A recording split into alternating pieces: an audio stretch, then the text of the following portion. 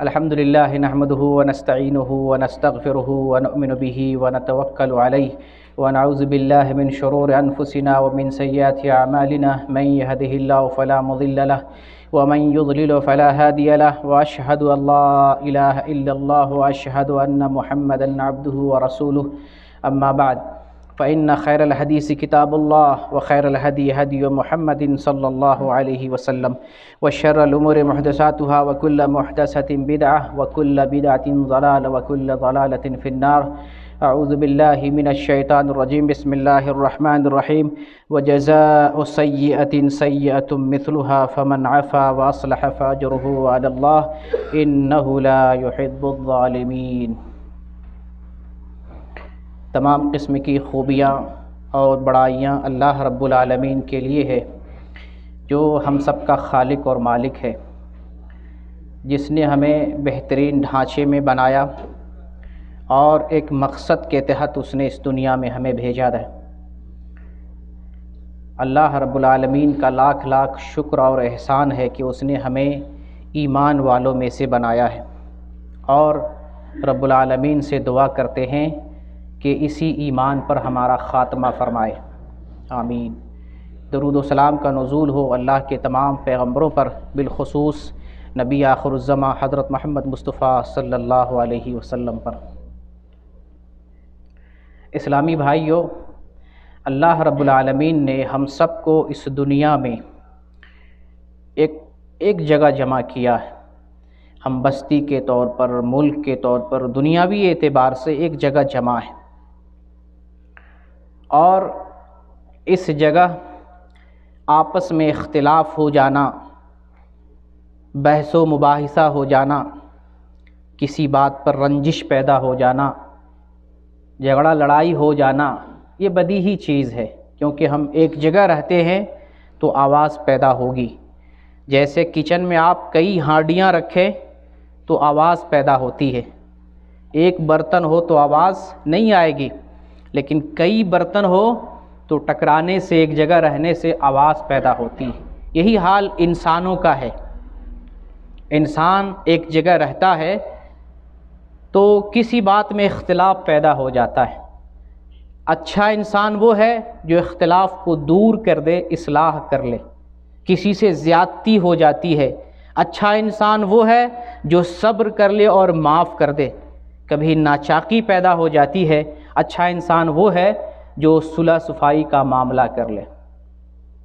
یاد کریں اس گھڑی کو، جب ماں کے پیٹ میں انسان اکیلا ہے، کوئی جھگڑا لڑائی کسی سے نہیں کر سکتا. مر کے جب قبر میں اکیلا جائے گا، کسی سے جھگڑا نہیں کر سکتا. محشر کے میدان میں دنیا کی طرح ہم لوگ اکٹھا ہوں گے، بلکہ آج تو کم لوگ ہیں یہاں، کتنے تو چلے گئے اور کتنے ابھی آنے باقی ہیں. محشر میں تو سب اکٹھا ہوں گے، کوئی کسی سے جھگڑا نہیں کرے گا، کسی کو کسی کی طرف دیکھنے کی فرصت اور مہلت نہیں ہوگی. ہر شخص اپنی فکر میں ہوگا، پتہ نہیں ہمارا کیا ہوگا، ہمارے ساتھ کیا ہونے والا، ہمارا انجام کیا ہوگا. تو ان مقامات کو اور ان مراحل کو ہمیں یاد کرنے کی ضرورت ہے. یہ دنیا اللہ تعالیٰ نے امتحان کے طور پر یہاں پر بھیجا ہے، تو یہاں معاف کر دینا، صلح کر لینا، اختلاف کو مٹا دینا، دل میں کدورت اور نفرت نہ رکھنا انسان کے اعلیٰ اخلاق کی دلیل ہے. آج میں آپ سے بیان کروں گا معاف کرنے کی فضیلت کیا ہے، معاف کرنے والا کتنے بڑے رتبے کا ہے، اللہ کے نزدیک اس انسان کا کیا مقام اور مرتبہ ہے. اس دنیا میں ہم آئے تو ہیں، لیکن ہمارے اندر بڑا انتقامی جذبہ ہوتا ہے. جیسے کہ میں نے بتایا، ایک جگہ رہنے سے اختلاف ہوتا ہے، بات بگڑ جاتی ہے، جھگڑا لڑائی آ جاتی ہے، تو وہاں بات کو ختم کر دینا، اختلاف کو سلجھا لینا، زیادتی پر صبر کر لینا، یا اعلیٰ اخلاق کی دلیل ہے. ہم یہاں پر ایک روم میں کئی لوگ رہتے ہوں گے، کسی بات پر اختلاف ہو جائے گا. ایک فیملی میں جہاں بھائی ہو، بہن ہو، ماں باپ ہو، کئی عورتیں ہوں، وہاں بات بگڑ جائے گی. ایک بستی میں جہاں لوگ آپس میں لین دین کرتے ہوں، معاملات کرتے ہوں، بات بگڑ سکتی ہے. اچھا انسان وہ ہے جو صبر کر لیتا ہے اور معاف کر دیتا ہے. اللہ تعالیٰ نے قرآن میں ارشاد فرمایا ہے وَجَزَاءُ سَيِّئَةٍ سَيِّئَةٌ مِثْلُهَا فَمَنْ عَفَا وَأَصْلَحَ فَأَجْرُهُ عَلَى اللَّهِ إِنَّهُ لَا يُحِبُّ الظَّالِمِينَ۔ یہاں اللہ تعالیٰ تین چیزوں کو ذکر کر رہا ہے، آپس میں اختلاف ہو جائے، جھگڑا لڑائی ہو جائے، بات بگڑ جائے تو تین مرحلے کو اللہ ذکر کرتا ہے۔ ایک مرحلہ وہ ہے کہ اگر کوئی شخص کسی دوسرے پر زیادتی کرتا ہے، ظلم کرتا ہے، تو اسی کے بقدر بدلہ لے سکتا ہے۔ کسی نے آنکھ پھوڑی ہے، بدلے میں آنکھ پھوڑ سکتا ہے، زیادہ بدلہ نہیں لے سکتا۔ جتنا ظلم کیا ہے اسی کے برابر بدلہ لے سکتا ہے، یہ جائز ہے، یہ اسلام کا عدل ہے، کسی پر ظلم نہیں اسلام کرتا ہے۔ اگر ہمارے اوپر کسی نے زیادتی کی، ہمارے بھائی نے اور روم والے نے، بستی والے نے، محلے والے نے، سماج اور سوسائٹی والے نے، ہم اتنا اس پر ظلم کر سکتے ہیں، اتنا بدلہ لینے کا اسلام نے ہمیں اختیار دیا ہے جتنا اس نے ظلم کیا ہے۔ یہ اسلام کا نظام عدل ہے، اس پر دنیا ٹکی اور قائم ہے۔ لیکن آگے اللہ تعالیٰ دوسرا مرتبہ بیان کرتا ہے فَمَنْ عَفَا وَأَصْلَحَ فَأَجْرُهُ عَلَى اللَّهِ۔ دوسرا مرتبہ ہے اگر کوئی ظلم پر صبر کر لیتا ہے، معاف کر دیتا ہے، اصلاح کر لیتا ہے تو اللہ تعالیٰ پر اس کے لیے اجر ہے۔ اللہ کے ذمے اس بندے کے لیے اجر ہے جو صلح کر لیتا ہے، معاف کر دیتا ہے۔ یہ دوسرا مرحلہ نظام عدل سے بھی اعلیٰ مرتبہ ہے کہ کوئی شخص اگر نظام عدل لانا چاہتا ہے، برابر بدلہ لینا چاہتا ہے تو اسلام اس کی اجازت دیتا ہے۔ لیکن اگر کوئی معاف کر دیتا ہے، تو نے مجھے گالی دی ہے، تو نے میرے اوپر ظلم کیا ہے، انگلی اٹھائی ہے، تو نے میرے ساتھ زیادتی کی ہے، چلو میں اللہ کے واسطے، اللہ کی رضا کے لیے میں معاف کرتا ہوں، یہ اعلیٰ درجہ ہے۔ ایسے شخص کے لیے اللہ کے یہاں قیامت میں بدلہ ہے، اللہ کے ذمے بدلہ ہے۔ ایک تیسرا مرحلہ ہے انہ لا یحب الظالمین۔ اگر کوئی شخص ظلم سے زیادہ بدلہ لیتا ہے، جتنا ظلم کیا تھا ظالم نے، اگر بدلہ لینے والے نے اس سے زیادہ ظلم کیا، اس سے زیادہ بدلہ لے لیا ہے، اب یہ ظالم ہو جائے گا، اور اللہ ظالموں کو پسند نہیں کرتا۔ یہ ظلم ہے، کسی سے زیادتی کرنا۔ ایک شخص ہم سے زیادتی کر رہا ہے، اس سے بڑھ کر کے ہم زیادتی کریں، یہ ظلم ہے، اللہ اس کو پسند نہیں کرتا ہے، ایسے لوگوں کو پسند نہیں کرتا ہے۔ اور اتفاق سے ہمارا معاشرہ آج اسی پر قائم ہے۔ اگر کوئی ایک گالی دیتا ہے، بدلے میں 10 گالیاں دیتا ہے۔ اگر کوئی ایک تماچا رسید کرتا ہے، بدلے میں کئی تماچا لگاتا ہے۔ اگر کوئی شخص مارتا ہے تو نہ جانے قتل کے در پہ ہوتا ہے کہ میں اس کا خون پی جاؤں، اس کو قتل کر لوں۔ بلکہ ایسے ایسے بھی لوگ سماج میں رہتے ہیں کہ موقع کی تلاش میں رہتے ہیں، اپنے پڑوسی کو کیسے پھنسائیں، اس سے کیسے جھگڑا کریں، اس کو کیسے گالی دیں، کون سا موقع ہے اس کو پیٹنے کا موقع مل جائے، کب مجھے موقع ملے اس پر ہم مقدمہ دائر کر دیں، اس کو جیل میں بھیج دیں، اس کا خون پی جائیں۔ آج کا معاشرہ یہ ہے، نہ نظام عدل ہے ہمارے یہاں، نہ ہمارے یہاں معاف کرنے کا مرحلہ ہے، بلکہ ہمارے یہاں ظلم پایا جاتا ہے۔ ایک شخص نے ظلم کر دیا، اب جو مظلوم ہے مظلوم بن کر نہیں رہتا، وہ ظالم سے بھی بڑھ کر ظالم ہوتا ہے، وہ ظالم سے اتنا بدلہ لیتا ہے جتنا اس کو اجازت بھی نہیں ہے۔ اسلام ہمیں بتاتا ہے المسلم من سلم المسلمون من لسانہ ویدہ، مسلمان وہ ہے جس کی زبان سے اور جس کے ہاتھ سے محفوظ رہے، یہ تو مسلمان، ایسا مسلمان بننا ہے۔ لیکن اگر کوئی جذبات میں آ کے گالی دے دیتا ہے، غلطی کر بیٹھتا ہے، ظلم کر اٹھتا ہے، اور جیسے کہ میں نے بتایا ایک جگہ رہنے سے ایسا ممکن ہے، انسان کی طبیعتیں مختلف ہیں، انسان کبھی جذبات میں آ جاتا ہے، کبھی بہکاوے میں آ جاتا ہے، کبھی غصے میں آ جاتا ہے، کبھی غلط فہمی کا شکار ہو جاتا ہے اور غلط قدم اٹھا لیتا ہے، تو بدلے میں سامنے والے کو بھی ویسا قدم نہیں اٹھانا چاہیے، بلکہ صبر کا مظاہرہ کرنا چاہیے اور معاف کر دینا چاہیے۔ اس سے ہوتا کیا ہے، اس سے معاشرے میں امن قائم رہتا ہے۔ ہر شخص اگر بدلہ لینے پہ تل جائے، ہر شخص زیادتی کا بدلہ لینے لگ جائے تو نہ کوئی گھر مامون رہے گا، نہ کوئی بستی میں امن رہے گا، اور نہ ہی وہاں پر جو ہے لوگ پرسکون زندگی گزار سکیں گے۔ جہاں پر بدلے کا بدلہ لیا جائے، جہاں پر معافی کی کوئی جو ہے چانس نہ ہو، معاف نہ کر دیا جاتا ہو، کسی کے اندر برداشت کا مادہ نہ ہو، تو پھر وہاں پر لوگ وحشی اور درندے بن جائیں گے، وہ سماج اور وہ گھر بگڑ جائے گا، وہاں فتنہ اور فساد پھیلے گا، وہاں قتل اور خون اور لوگوں کے خون بہیں گے، وہاں کا ماحول اچھا نہیں رہے گا۔ تو اسلام ہمیں ابھارتا ہے کہ اگر کسی سے زیادتی ہو جاتی ہے تو ہم اسے معاف کر دیں۔ آئیے آپ کو بتاؤں، ہم سب اللہ کے حق میں گناہ گار ہیں۔ کون شخص ہے جو یہ کہہ سکتا ہے میں نے اللہ کے ساتھ زیادتی نہیں کی ہے، اللہ پر ظلم نہیں کیا ہے، اللہ کے ساتھ ناانصافی نہیں کی ہے، اللہ کے معاملے میں ہم نے گناہ نہیں کیا؟ کون ہے ایسا؟ مسجد میں بیٹھا کوئی ہے؟ ممبر پہ چڑھنے والا بھی ایسا نہیں ہے، درس دینے والا بھی ایسا نہیں ہے، فتویٰ دینے والا بھی آج ایسا نہیں ہے۔ اللہ کا ولی بھی اگر ڈھونڈتے ہیں تو ایسا نہیں ملے گا جو یہ کہہ دے میں نے کوئی غلطی نہیں کی ہے، اللہ کو ناراض نہیں کیا ہے، اللہ کے معاملے میں مجھ سے کوئی غلطی نہیں ہوئی ہے، ایسا کوئی نہیں کہہ سکتا۔ جب حال یہ ہے کہ ہر شخص اللہ کے معاملے میں گناہ گار ہے اور ہر گناہ گار کیا چاہتا ہے؟ معاف کر دیا جائے۔ کون مجرم چاہتا ہے اس کو سزا مل جائے؟ کون مجرم؟ کوئی مجرم نہیں چاہتا ہے کہ اس کے ظلم کا بدلہ ملے، اس کو سزا ملے۔ ہندوستان کا واقعہ ہے 2008 میں، شبنم نام کی ایک مسلم عورت نے، یو پی سے تعلق رکھتی ہے، عشق کے معاملے میں پھنس کر اپنے معشوق کے ساتھ مل کر اپنے گھر کے 7 لوگوں کو کلاڑی سے کاٹ کے قتل کر دیا۔ ایک عورت نے درندہ بن کر اپنے گھر کے ماں کو، باپ کو، بھائی کو، اپنی بھابھی کو، اہل خاندان کو 7 لوگوں سے کلاڑی سے کاٹ ڈالا۔ 2008 کی بات ہے، مقدمہ چلتے چلتے ابھی پھانسی کی نوبت آئی ہے، عدالت نے فیصلہ کر دیا ہے اس عورت کو ہندوستان میں آزادی کے بعد پہلی عورت ہوگی جس کو ہندوستان میں پھانسی ملے گی۔ یہ بہت بڑی مجرمہ ہے، اور یہ بھی نہیں چاہتی، اتنا بڑا مجرمہ ہو کر بھی یہ نہیں چاہتی ہم کو سزا ملے۔ صدر جمہوریہ کے پاس آخری اپیل کی کہ مجھ کو معاف کر دیا جائے، صدر جمہوریہ نے اس اپیل کو مسترد کر دیا۔ یہ واقعہ میں اس لیے بیان کرتا ہوں، اتنا بڑا مجرم ہونے کے باوجود بھی وہ خود نہیں چاہتا مجھے سزا ملے۔ کوئی مجرم نہیں چاہتا ہمیں سزا ملے، تو پھر ہم دوسروں کو سزا کیوں دیتے ہیں؟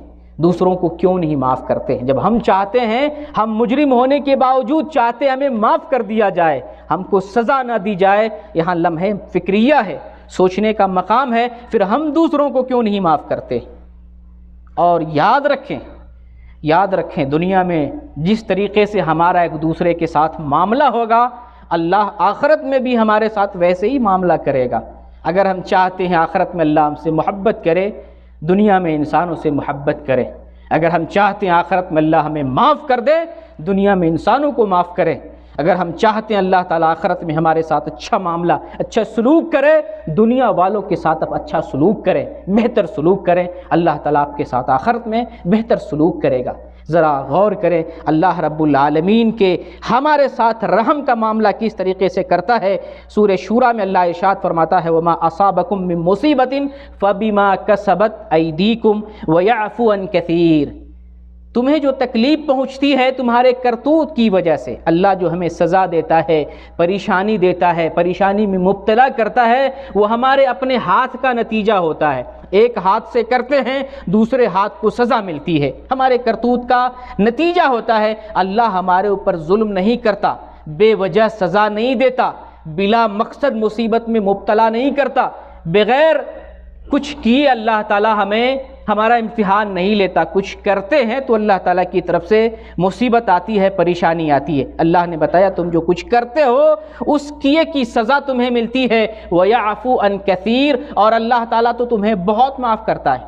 اللہ انسانوں سے بہت درگزر کرتا ہے، یعنی ہم دن و رات غلطی کرتے ہیں، اللہ ہر غلطی پر ہم سے مواخذہ نہیں کرتا، ہر غلطی پر ہمیں سزا نہیں دیتا، ہر گناہ کے لیے اللہ عذاب نہیں بھیجتا، کبھی کبھی اللہ پکڑ کرتا ہے۔ تو سوچنے کا مقام ہے رب العالمین ہمیں معاف کر رہا ہے، اللہ تعالیٰ ہمیں ڈھیل دے رہا ہے، اللہ تعالیٰ ہمارے معاملے میں ہمارے ساتھ نرمی کا معاملہ کر رہا ہے، برتاؤ کر رہا ہے۔ ہم بھی اللہ کی طرف بندوں کے ساتھ بھی نرمی کا معاملہ کریں۔ اگر اللہ تعالیٰ سزا دینے پر آ جائے سورہ فاطر میں اللہ تعالیٰ ارشاد فرماتا ہے، آیت نمبر 45 ہے، وَلَوْ يُؤَاخِذُ اللَّهُ النَّاسَ بِمَا كَسَبُوا مَا تَرَكَ عَلَى ظَهْرِهَا مِن دَابَّةٍ، اللہ تعالیٰ اگر ہر کسی کے ساتھ مواخذہ کرنے لگ جائے، ہر غلطی پر پکڑنے لگ جائے، سختی کرنے لگ جائے، عذاب نازل کرنے لگ جائے، اس روئے زمین پر کوئی رینگنے والا، کوئی چلنے والا نہیں بچے گا۔ سوچنے کا مقام، اللہ کتنا معاف کر رہا ہے، اللہ کس قدر ہمارے ساتھ نرمی کا اور اچھائی کا معاملہ کر رہا ہے۔ رب العالمین کے ساتھ ہم ظلم کرتے ہیں، نافرمانی کرتے ہیں، حکم عدولی کرتے ہیں، اور نہ جانے کتنی غلطیاں کرتے ہیں۔ بہت ساری غلطیاں ہماری ہیں جو صرف اللہ کو معلوم ہے، بندوں کو نہیں معلوم ہے۔ ہماری بہت ساری غلطیاں ہمیں معلوم ہے یا ہمارے رب کو معلوم ہے، ہماری بیوی کو بھی نہیں پتہ ہے، ہماری اولاد کو بھی نہیں پتہ ہے، ہمارے والدین کو بھی پتہ نہیں ہے، ساتھ میں رہنے والا دوست بھی ہماری ساری حرکتوں سے واقف نہیں۔ اللہ رب العالمین تو ہماری ساری کیفیتوں کو، ساری حرکتوں کو، سارے اعمال و افعال اور سارے جرم کو، سارے افعال کو جانتا ہے۔ اس کے باوجود اللہ تعالی ہمارے ساتھ رحم کا معاملہ کرتا ہے، عفو کا معاملہ کرتا ہے، معاف کرنے کا معاملہ کرتا ہے، درگزر کرنے کا معاملہ کرتا ہے، تو کیوں نہ ہم رب العالمین کی طرح ہم بندوں کے ساتھ اور انسانوں کے ساتھ رحم کا معاملہ کریں اور معاف کا معاملہ کریں۔ نبی کریم صلی اللہ علیہ وسلم نے جو دین دیا ہے وہ دین تو رحمت پر مشتمل ہے۔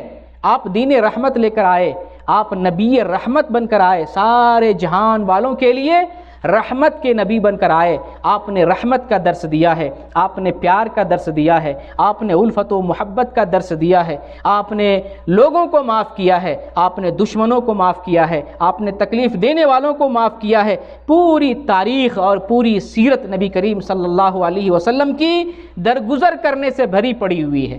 آپ صلی اللہ علیہ وسلم نے بے پناہ لوگوں کو معاف کیا ہے۔ آپ یاد کریں صلح حدیبیہ کے موقع سے 80 مجرموں کو آپ نے معاف کیا۔ وہ مجرمین جو آپ کے خلاف سازش کر رہے تھے آپ نے معاف کر دیا۔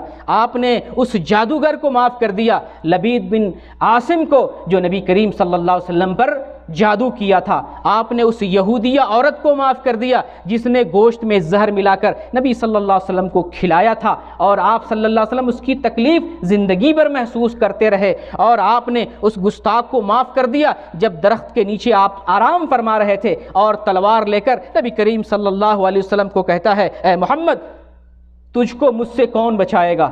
ایسی بڑی گستاخی نبی کے ساتھ کون کر سکتا ہے؟ نبی کریم صلی اللہ علیہ وسلم نے اس گستاخ کو بھی معاف کر دیا جب تلوار خود نبی صلی اللہ علیہ وسلم لے لیتے ہیں اور کہتے ہیں اب تجھے کون بچائے گا مجھ سے؟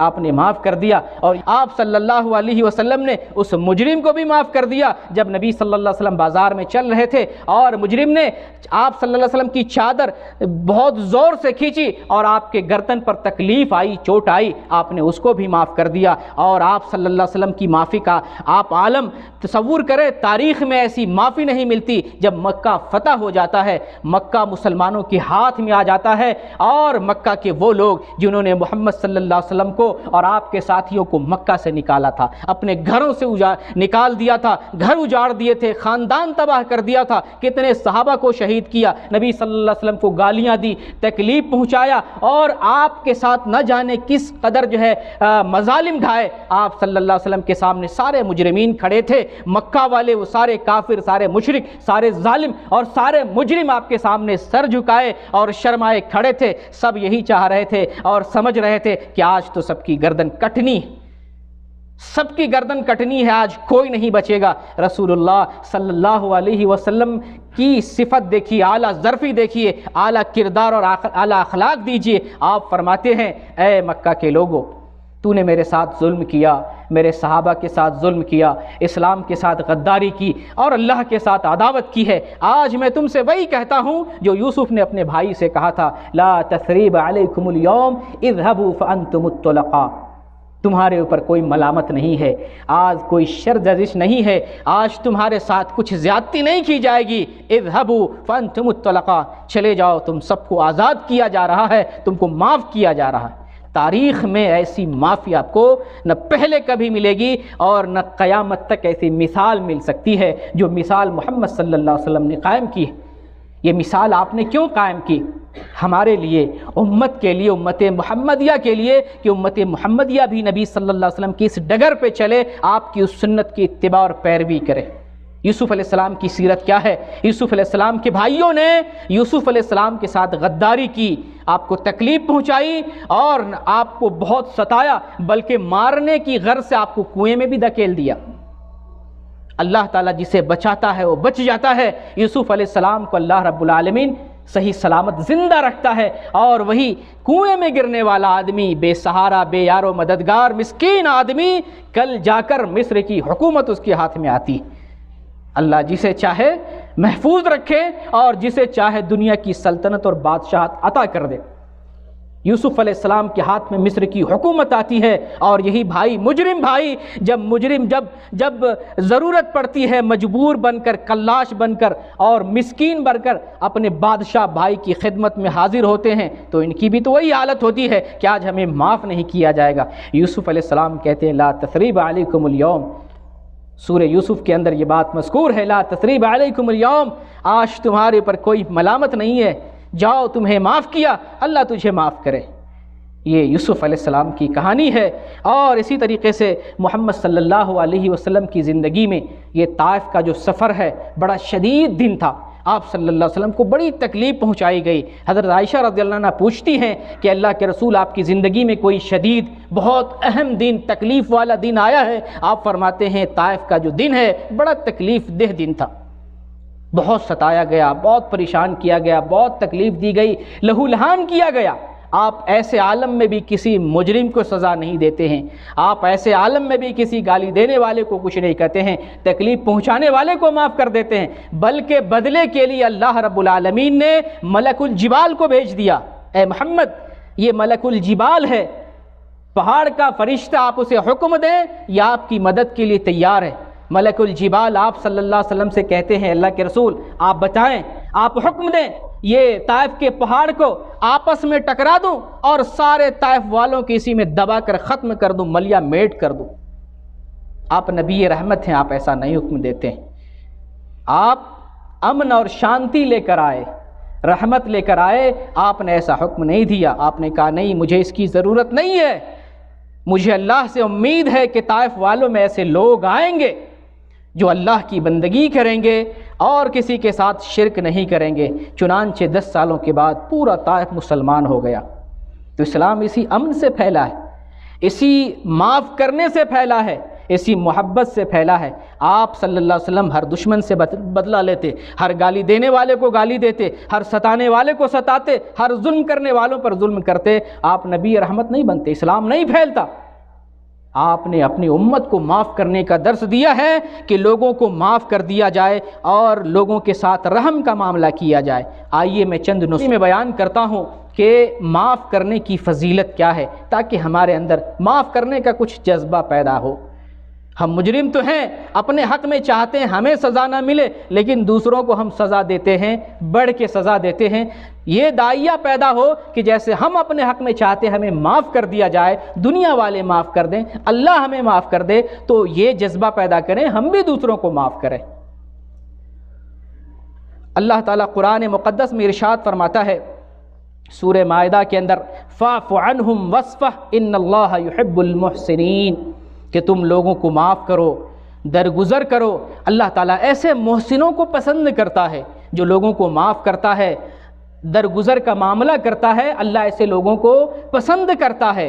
اور صحیح مسلم کے اندر حدیث ہے 6705 نمبر کی، اللہ تعالیٰ جب کسی بندے سے محبت کرتا ہے تو جبریل علیہ السلام کو خبر دیتا ہے، سنو میں اس بندے سے محبت کرتا ہوں۔ پھر جبریل علیہ السلام تمام فرشتوں میں اعلان کر دیتا ہے کہ اللہ تعالیٰ فلاں بندے سے محبت کرتا ہے، تم لوگ بھی محبت کرو۔ چنانچہ سارے فرشتے اس بندے سے محبت کرتے ہیں اور وہ آدمی زمین والوں کے درمیان مقبول ہو جاتا ہے۔ یہ معاف کرنے کی فضیلت ہے۔ اسی طریقے سے معاف کرنے والوں کے اللہ تعالیٰ گناہ معاف کر دیتا ہے، اللہ بخش دیتا ہے۔ حضرت ابو بکر صدیق رضی اللہ تعالیٰ عنہ اپنے خالہ زاد کو معاشی کفالت کرتے تھے۔ جب عائشہ رضی اللہ تعالیٰ عنہ پر الزام لگایا بدکاری کا کافروں نے، ان کی فہرست میں یہ آدمی مستہ نام کے، مستہ بن اثاثہ، یہ بھی شامل ہو گئے۔ کہ حضرت عائشہ نے غلطی کی ہے، گناہ کیا ہے، نعوذ باللہ، پھر اللہ تعالیٰ نے برات نازل کر دی کہ عائشہ پاک ہیں، انہوں نے کوئی غلطی نہیں کی ہے۔ ابو بکر صدیق رضی اللہ عنہ کو بڑی تکلیف ہوتی ہے کہ میں جس کو کھلاتا ہوں، خرچہ دیتا ہوں، وہ بھی مجرموں کی فہرست میں ہے، قسم کھا لیتے ہیں آج کے بعد میں مصطح کو خرچ نہیں دوں گا۔ یہ قریبی آدمی تھے، غریب مسکین تھے، خرچ دیا کرتے تھے، پیسہ دیا کرتے تھے۔ اللہ تعالیٰ نے آیت نازل کر دی وَلْيَعْفُوا وَلْيَصْفَحُوا أَلَا تُحِبُّونَ أَن يَغْفِرَ اللَّهُ لَكُمْ، کہ تم معاف کر دو، درگزر کا معاملہ کر دو، کیا تم نہیں چاہتے کہ اللہ تمہیں معاف کر دے؟ اللہ تم چاہتے ہو کہ اللہ تمہارے گناہوں کو معاف کر دے تو تم بھی مصطح کو معاف کر دو، اسے خرچ دو۔ ابو بکر صدیق کہتے ہیں میں کیوں نہیں چاہتا ہوں کہ اللہ مجھے معاف کرے، فوراً اپنا غصہ تھوک دیتے ہیں، قسم کا کفارہ ادا کرتے ہیں، اپنا خرچہ پھر سے اس کو دینے لگتے ہیں، جاری کر دیتے ہیں۔ تو معاف کر دینے سے اللہ گناہ معاف کرتا ہے، اللہ بھی معاف کرتا ہے۔ اسی طریقے سے معاف کرنے والے پر اللہ کی رحمت نازل ہوتی ہے۔ نبی کریم صلی اللہ علیہ وسلم کا فرمان ہے ارحموا من فی الارض یرحمکم من فی السماء، تم زمین والوں پر رحم کرو، آسمان والا تمہارے اوپر رحم کرے گا۔ جیسا ہم سلوک کریں گے لوگوں کے ساتھ، اللہ ویسا ہی سلوک ہمارے ساتھ کرے گا۔ نبی صلی اللہ علیہ وسلم فرماتے ہیں کہ تم زمین والوں پر رحم کرو، اللہ تعالیٰ تمہارے ساتھ رحم کا معاملہ کرے گا۔ اسی طریقے سے قرآن میں اللہ تعالیٰ نے ذکر کیا ہے وَلَا تَسْتَوِي الْحَسَنَةُ وَلَا السَّيِّئَةُ اِدْفَعْ بِالَّتِي هِيَ أَحْسَنُ فَإِذَا الَّذِي بَيْنَكَ وَبَيْنَهُ عَدَاوَةٌ كَأَنَّهُ وَلِيٌّ حَمِيمٌ، کہ اچھائی اور برائی ایک نہیں ہو سکتی ہے، برابر نہیں ہو سکتی ہے۔ برائی کا دفاع جو ہے اچھائی سے کرو، کوئی برائی کرتا ہے تم اچھائی کا معاملہ کرو۔ اس سے کیا ہوگا کہ جب دو آدمی کے درمیان دشمنی ہوگی تو وہ دشمنی محبت میں تبدیل ہو جائے گی۔ ایک شخص گالی دے، آپ ہنس کے معاف کر دیں، ضرور اس کے دل میں خیال پیدا ہوگا اس شخص نے ہم سے انتقام نہیں لیا، اس کے دل میں محبت پیدا ہو جائے گی، نفرت نکل جائے گی۔ اور اسی طریقے سے کسی کو معاف کر دینا یہ بڑے جو ہے بہت ہمت کا کام ہے۔ اللہ تعالیٰ نے قرآن میں ارشاد فرمایا وَلِمَنْ صَبَرَ وَغَفَرَ إِنَّ ذَلِكَ لَمِنْ عَزْمِ الْأُمُورِ، کہ جو شخص کسی کو معاف کر دیتا ہے، صبر کر لیتا ہے تو یہ بڑے ہمت کا کام ہے۔ معاف کر دینا کوئی معمولی کام نہیں، ہمارے چہرے پر کوئی تھوک دے اور صبر کر لیں ہم، یہ کوئی چھوٹی بات نہیں ہے۔ ہم کو گالی دے دے صبر کر لیں، یہ کوئی چھوٹی بات نہیں ہے۔ ہم کو مار بیٹھے اور ہم صبر کر لیں، چھوٹی بات نہیں، بڑے ہمت کی بات ہے، لیکن ہے بہت اعلیٰ صفت۔